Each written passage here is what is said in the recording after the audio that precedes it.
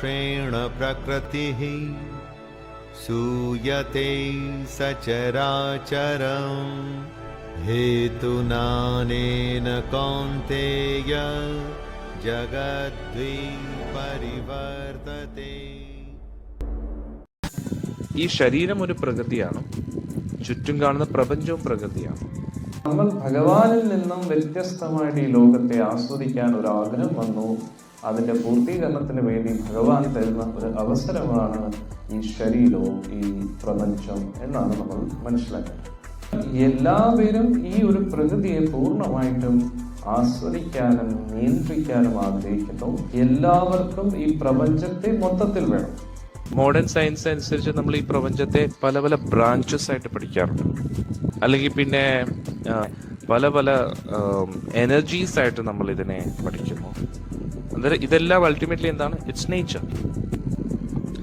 So no matter what we are studying, physics ആണെങ്കിലും chemistry ആണെങ്കിലും biology ആണെങ്കിലും ultimately ഇതെല്ലാം പഞ്ചഭൂതമാണ്.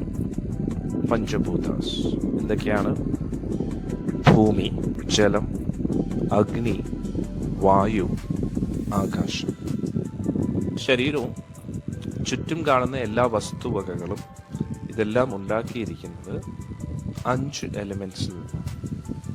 സോളിഡ് സ്റ്റേറ്റിൽ എക്സിസ്റ്റ് ചെയ്യുന്ന ഏതൊരു വസ്തുവിൻ്റെയും ആ വസ്തുവിനെ എല്ലാം എർത്തായിട്ടാണ് സങ്കല്പിക്കുന്നത്. ഇനി ലിക്വിഡായിട്ട് നിൽക്കുന്ന ഏതൊരു വസ്തുവിനെയും വാട്ടർ കാറ്റഗറിയിലാണ് കൺസിഡർ ചെയ്യുന്നത്. ഇനി ഫയർ എന്ന് പറയുമ്പോൾ ഒരു ഹീറ്റ് പ്രൊഡ്യൂസ് ചെയ്യുന്ന എല്ലാ വസ്തുവിനെയും ഫയറായിട്ടാണ് കാണുന്നത്. ഇനി ഗ്യാഷ്യസ് സ്റ്റേറ്റിൽ ഫ്ലോ ചെയ്യുന്ന അതിനെ ആ ഇതിലുള്ള ഏത് എലിമെൻറ്റും എയറാണ്. ഓർഗാനിക് കെമിസ്ട്രിയിൽ നമ്മൾ ഈഥർ പഠിക്കുന്നതാണ്, അതല്ല ഇവിടെ ഉദ്ദേശിക്കുന്നത്. പൊതുവെ സ്പിരിച്വാലിറ്റിയിൽ ഈഥർ എന്ന് ഉദ്ദേശിക്കുന്നത് ഫൈനൽ ഒരു എലിമെൻ്റാണ്. അതായത് ഭൂമി എങ്ങനെയാണോ ഒരു എലിമെന്റ്, വെള്ളം എങ്ങനെയാണോ ഒരു എലിമെന്റ്. ഉദാഹരണത്തിന് എർത്ത് എന്ന് പറയുമ്പോൾ നമ്മൾ താമസിക്കുന്ന എർത്ത് അല്ലല്ലോ ഉദ്ദേശിക്കുന്നത്.